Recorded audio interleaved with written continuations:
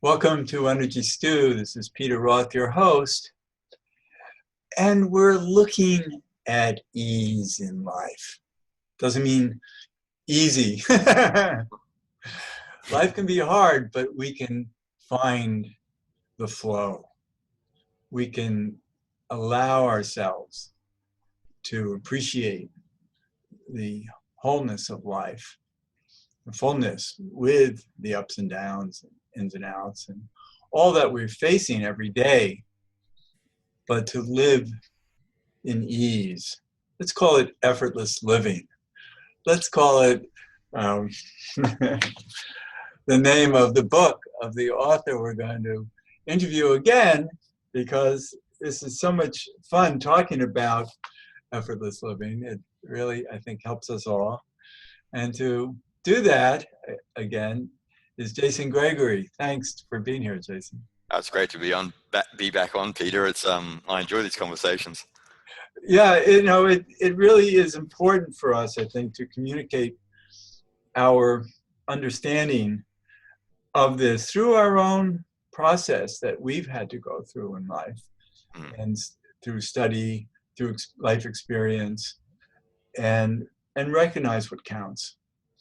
And so tell me, what counts? Well,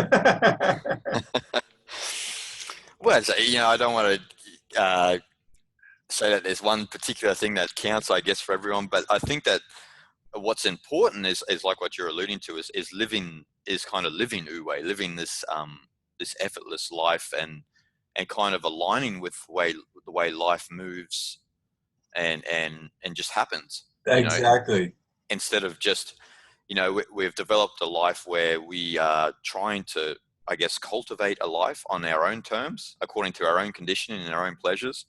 But if you learn to, okay, look, sometimes that doesn't work, and it does cause me suffering, then if you loosen your grip on life a little bit, then you can start to move in this very effective way through life by not trying to be effective. It's kind of paradoxical, like where life sort of happens for you or opens up to you because you're not, trying to cultivate a life on your own terms, and you're not trying to dictate the terms to life no more. You've kind of said, all right, I accept it. I'm a part of this world. I'm a part of the universe. I'm a part of this life, and I'm going to move accordingly with it. And it's surrendering to synchronicity and serendipity. Exactly. And there's a lot in your book about doing that, and how those are really there for us. And I've seen this through my life, how the magic works. Yeah. When you think all is lost, oh my gosh, and all of a sudden a new window opens up that you never imagined before. Exactly. And it could sometimes it happens through the toughest experiences as well, Peter. You know this, and exactly. I know this. Like you go through a tough experience and you think, we start crying and whining, like, why me? But the next minute, 1 year down the track, it all makes sense, or even a week or a day down the track, you can reflect upon it and you can see that was perfect. It was perfect as it was to be where I am right now. And so, in Taoist philosophy, there's a big focus on fate. You know what I mean? Like fate is a big part of their philosophy, and that's why synchronicity is a part of the philosophy, and which sort of runs counter to like causality and coincidence. But it takes perspective, though, right? It does take perspective, yeah, and that can take. I guess when you go back to the time of Lao-tzu, it just took a wise person like him to say, all right, you guys are still struggling with your reality. What I'm trying to do is see the deeper meaning into why I'm experiencing these experiences and what it means to me. And it's a completely different approach. It's more of a, like what we spoke about last one, it's more of a kind of a Jungian approach as opposed to a Freudian approach to life. So. Right, and having experiences where we're faced with really horrible things. I went through a very bad time of my life where I had responsibilities in an organization that was quite corrupt, and I needed to keep it afloat, And so I was always fighting against the current of all these people who were vilifying me and trying to make me the bad guy. And, you know, it was amazing how ugly it got. And I just couldn't stop being true to myself, wondering, who knows what's going to happen here? It's just terrible. And in the end, it all worked out in my favor, and in miraculous ways that I never expected. And so, so I've had many experiences that way, where we're faced with crisis, and so I wanted to bring up martial arts with you because you're familiar with them, and it's something that I have a strong background in. And when I was young, I was national competition in karate, and I really believed in myself. I studied with a master who really taught effortless karate. What he taught was how to be smart without holding the form of it to get in your way. Like what technique you're supposed to use for this or for that. It's like, maybe if you try that, you'll lose. Yeah. So you don't know. You don't know, yeah. Every moment is a new discovery. Yeah. And so living in New York City was pretty rough in those days. And I had to deal with the city streets. And one story I want to tell you about, and I think people will appreciate it. I was in the subway weekday during the day in Midtown, and it was quiet. And I was at one end of the platform all by myself, sitting on a bench reading. And these three big, ugly, nasty guys came walking down the platform, really trash talking. You knew that they just wanted trouble. They were looking for someone to rob. They were, they're talking about, that they're bigger than going to jail, that kind of thing. Like nothing can stop them from being bad guys. And they surrounded me. One got in front of me, one got another, the two others got on each side. And I'm sitting there looking down at my book, and the guy in front says, "Hand over your wallet." And it was, I could have, maybe that would have been the smartest thing, but who knows what they might have done to me after that. Yeah, exactly. I didn't want to take a chance. So my reaction was to stand up, never looking at them, and just start kind of strutting over to the edge of the platform toward the track, saying, "Gee, I wonder if my train's coming." And they couldn't get me out. I was just like awkward and weird. And so I looked up the tracks, and thankfully there was a glimmer on the tracks that a train was coming. And they were still hovering around me. They wanted to get me, and I started doing it like a jig, dancing up and down, saying, "Oh, look, my train is coming, train is coming, train is coming." And they didn't know what to do with me. And then finally the train came in, and one guy came up and said, "We want your money." And I didn't look at them. I just said, I had never looked at them at that point. And I said, "But my car doesn't stop here. My car stops up there." And I pointed up the platform, and I started stomping off up the platform, and they just let me go. And then what happened was that it was a car away from them, and the doors were about to close, and I looked at them. It was the first time I looked at them, and they realized that I was lucid, and then done a trick on them. And then they needed to really get me. So then it was like in and out of the door, before it closed, who's in, who's out, and finally they chose in, and I jumped out, and the doors closed, and the train went away. That's a brilliant story. So that's using karate. Mm. Yeah, that's the martial arts psychology. You know, but that ties in with what you were saying also before with your job, Peter, as well. Because I don't want people to think that you know effortless living is to be completely you know um, Nonchalant. yeah, nonchalant and off base and just going along with whatever happens. Alan Watts once spoke about that. He said, you can, like, he saw some yogis and that, like, they had done that much spiritual practice that they were nonchalant. So if there was like chaos in the street, they'd join in with the chaos. If there was like a party going on, they'd join in with the party. So that's, you don't want to get to that sort of, that stage. Like, that's not what effortless living is. It's more of a skill as a, and so as opposed, not as opposed, but as you explain with your job, you knew precisely when the time was right to phase out of that. Like, it's not, I'm just going to keep rolling and go into the toilet with everybody else. Likewise, right. I never quit. I just reached a point where it was obvious that my job was done. But that's what but it's still a skillful move on your part. Likewise with the subway incident.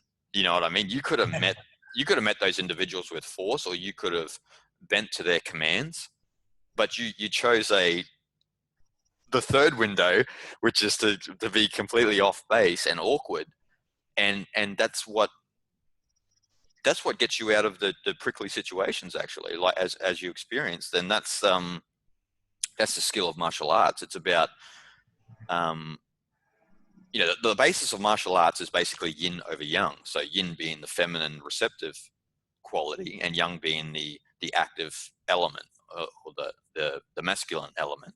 And so often, you had a good karate teacher because he understood that. A lot of martial arts these days teach you the yang active element over the yin. So, we're all out here using force and being strong and trying to perfect the craft, when it's more so about being in the yin part, because you have to be more receptive in life, and that's how we should. Right. That's how we should approach life itself. Is to right. be And these are great lessons, and so we shouldn't be thinking that we're learning to be forceful, to have to always use it. No. You just have it as a backup.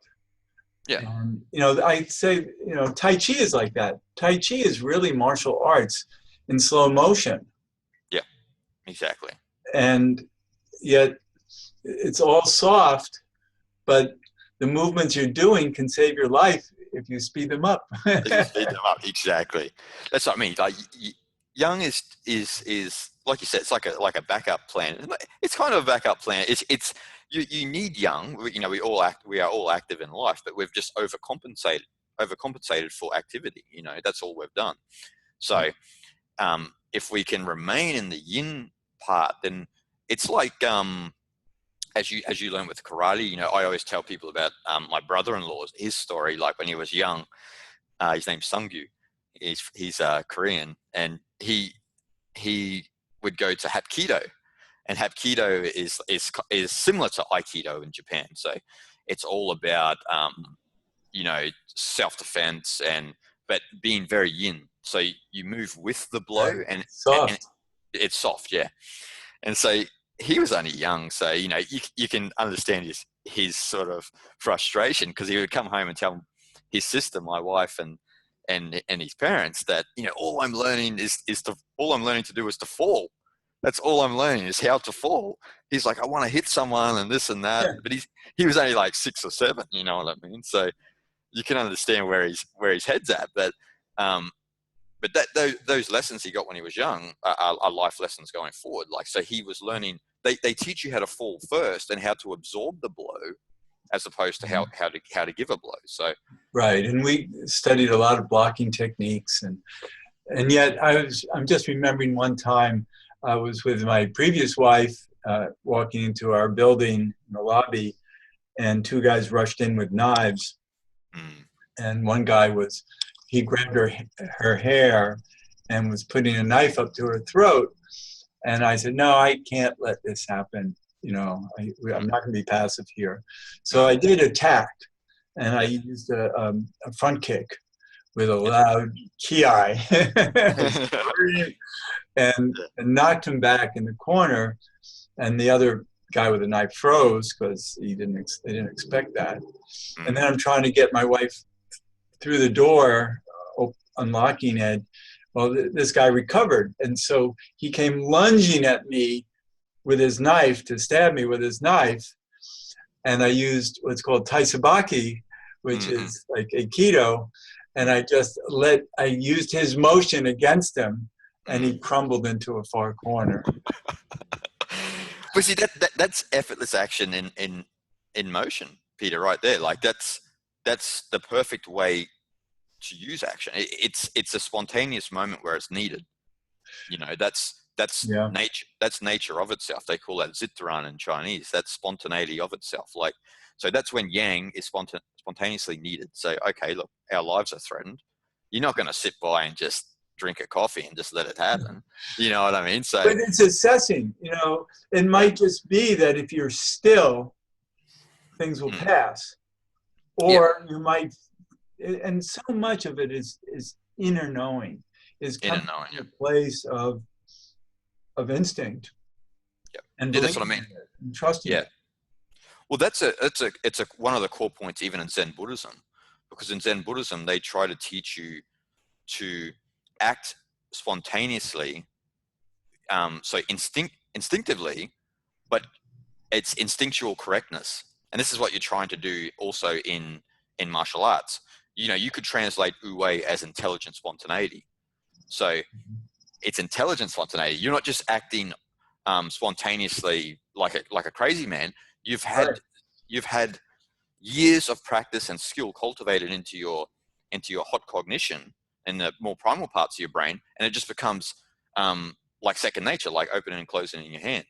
So your instincts in that moment were intelligently correct. Again, getting back to my point in Zen Buddhism, a master will use koans with you, or certain techniques to throw you off, but all they're looking for is you to act spontaneously without having to think about it. So it's like having a mind of no deliberation, and that's where we're trying to get to is, and this is the paradox not only in Zen Buddhism but also in a lot of Eastern thought is, how do we try to be natural again?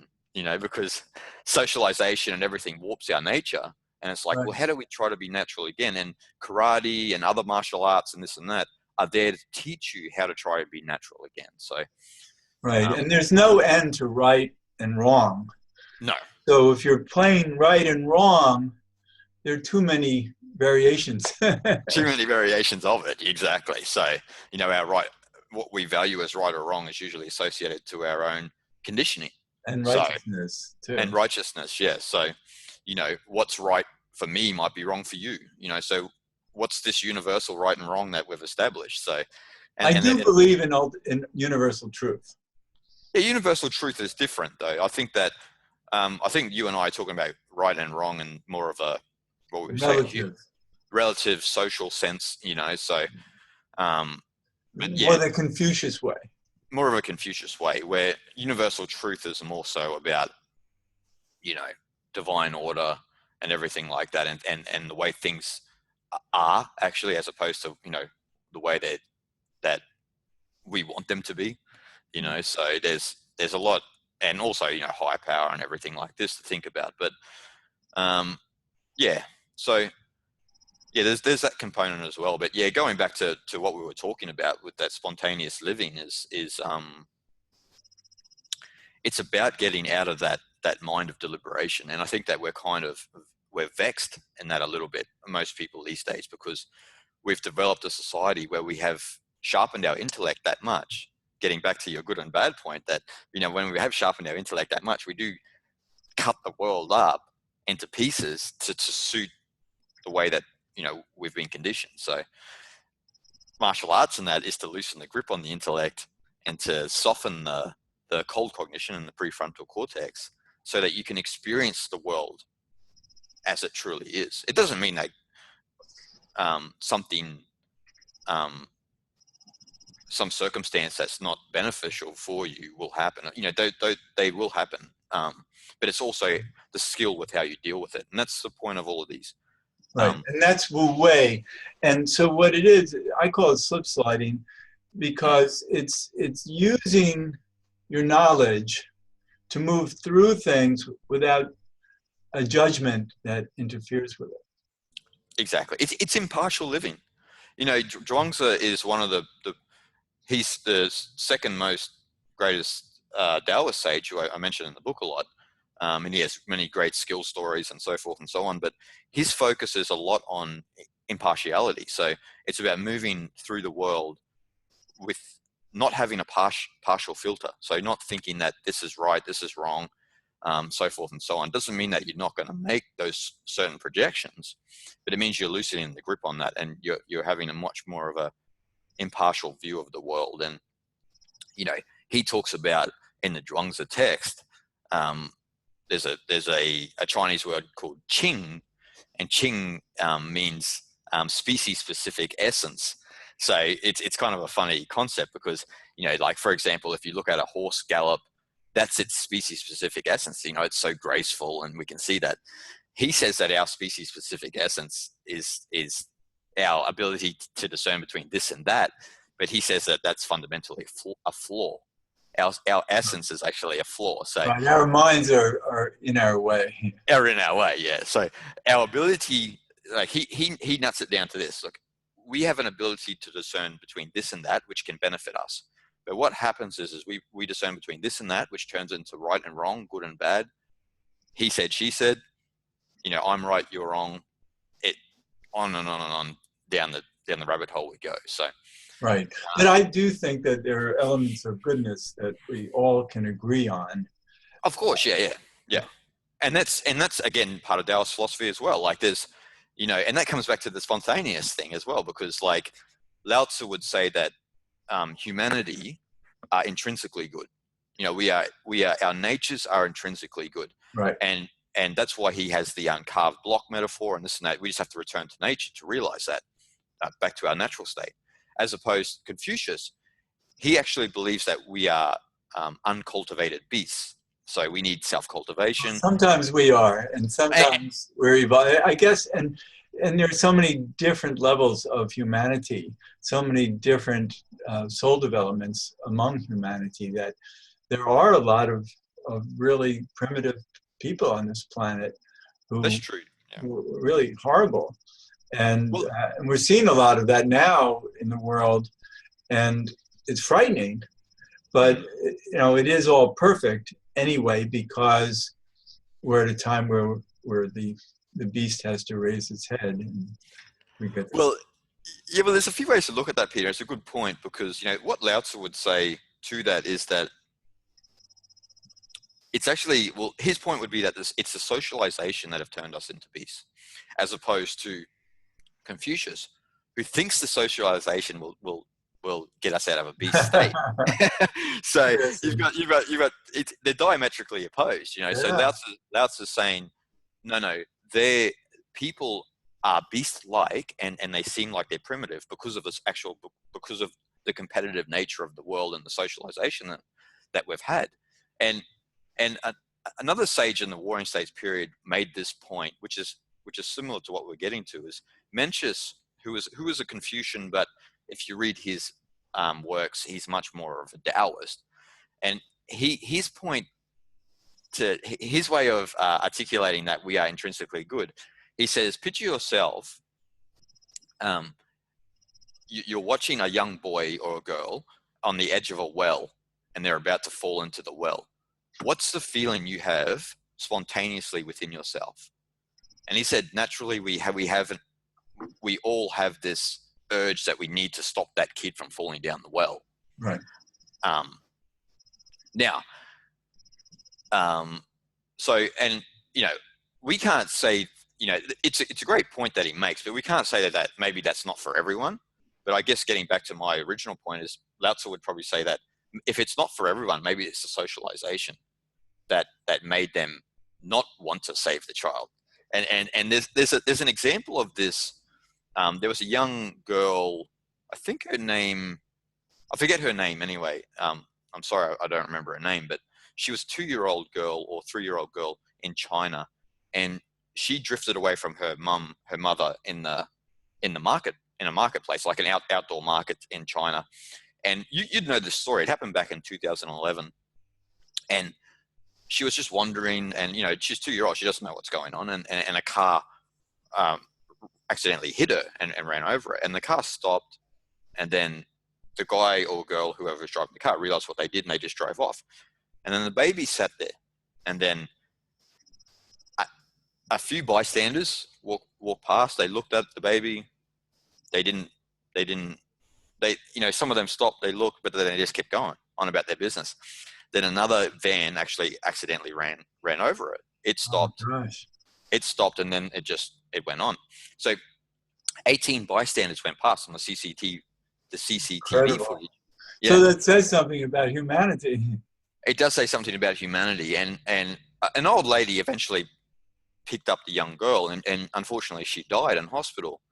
And the story about how so many people really couldn't address the nature of this, and the nature of the girl. We're getting to the end of the show now, so. Can I just articulate that point quickly?